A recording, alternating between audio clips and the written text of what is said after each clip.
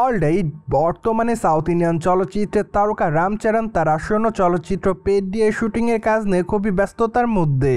যদিও বর্তমানে তার চলচ্চিত্রের শুটিংয়ের কাজ হায়দ্রাবাদে শুরু করা হয়েছে এমনটাই জানা যায়। পাশাপাশি আরও জানা যাচ্ছে যে একটানা 10 থেকে 12 দিন চলচ্চিত্রের শুটিংয়ের কাজ করা হবে হায়দ্রাবাদে। তারপরে অবশ্য চলচ্চিত্রের শুটিংয়ের কাজের জন্য চলচ্চিত্রের নির্মাতা সংশ্লিষ্টরা উড়াল দিবে দিল্লির উদ্দেশ্যে। যদিও 12 তারিখ থেকে অবশ্য দিল্লিতে চলচ্চিত্রের শুটিংয়ের কাজ শুরু করার পরিকল্পনা করেছে চলচ্চিত্রের নির্মাতা সংশ্লিষ্টরা। তাছাড়া চলচ্চিত্রটিতে দিল্লির অংশটি খুবই গুরুত্বপূর্ণ থাকবে বলে জানা যায় বর্তমানে এক ঘনিষ্ঠ সূত্রের মাধ্যমে। সেখানে অবশ্য শুটিংয়ের কাজ করতে দেখা যাবে নায়িকা জাহ্নবী কাপুরকে। তাই তো আপাতত অনুমান করা যাচ্ছে যে হয়তো হায়দ্রাবাদের অংশে নায়িকা জাহ্নবী কাপুরকে চলচ্চিত্রের শুটিংয়ের কাজ করতে দেখা যাবে না।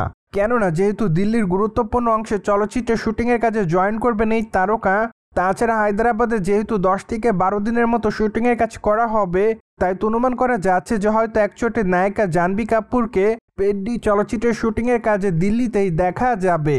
এদিকে আপনারা সকলে জানেন যে অ্যাট দ্য ফার্স্ট টাইম রামচরণের বিপরীতে অভিনয় করতে দেখা যাবে জাহ্নবী কাপুরকে। তাছাড়া জাহ্নবী কাপুর বলিউডের দর্শকপ্রিয় তারকাদের মধ্যে অন্যতম। যদিও সুন্দরী তারকা বলিউডে বেশ কয়েকটা দর্শকপ্রিয় চলচ্চিত্র এরই মধ্যে উপহার দিয়েছে তিনি তার দর্শকদের। পাশাপাশি অবশ্যই এরই মধ্যে এই তারকাকে অভিনয় করতে দেখা গিয়েছে সাউথ ইন্ডিয়ান চলচ্চিত্রে। যার প্রেক্ষাপটে এইটুকু বলাই বাহুল্য যে বর্তমানে দুই ইন্ডাস্ট্রিতে নিয়মিত কাজ করছে এই সুন্দরী তারকা। অন্যদিকে আপনারা সকলে জানেন যে পেডি চলচ্চিত্রটি মূলত বিগ বাজেটের একটি চলচ্চিত্র হতে যাচ্ছে। তাছাড়া চলচ্চিত্রটি মূলত অ্যাকশন এবং গেমিং নির্ভর একটি চলচ্চিত্র হবে। যার প্রেক্ষাপটে আপাতত এইটুকু অনুমান করা যাচ্ছে যে হয়তো চলচ্চিত্রের পর্দায় ক্রিকেট খেলাকে গুরুত্বপূর্ণভাবে তুলে ধরা হবে।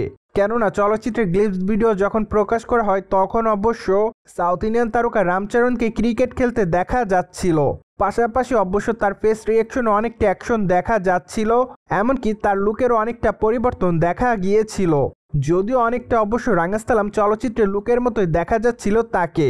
তাই তো আপাতত এইটুকুই অনুমান করা যাচ্ছে যে হয়তো পেডি চলচ্চিত্রে নতুন এক রামচরণকে দেখবে তার দর্শকরা। তাছাড়া চলচ্চিত্রটি অবশ্য 2026 সালে মুক্তি দেওয়া হবে।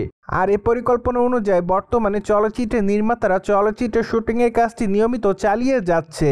কেননা তারা চাচ্ছে যথাসময়ের মধ্যে চলচ্চিত্রের সম্পূর্ণ শুটিংয়ের কাজটি শেষ করতে। তারপরে অবশ্য সাউথ ইন্ডিয়ান চলচ্চিত্রের তারকা রামচরণ তার নতুন চলচ্চিত্রের শুটিংয়ের কাজ শুরু করতে পারেন। যদি এখন পর্যন্ত জানা যায়নি আগামী দিনে রামচরণকে কোন নির্মাতার সঙ্গে কাজ করতে দেখা যাবে। কেননা বর্তমানে এই তারকা সম্পূর্ণটা সময় তার আসন্ন চলচ্চিত্র পেডডির জন্য ব্যয় করছে।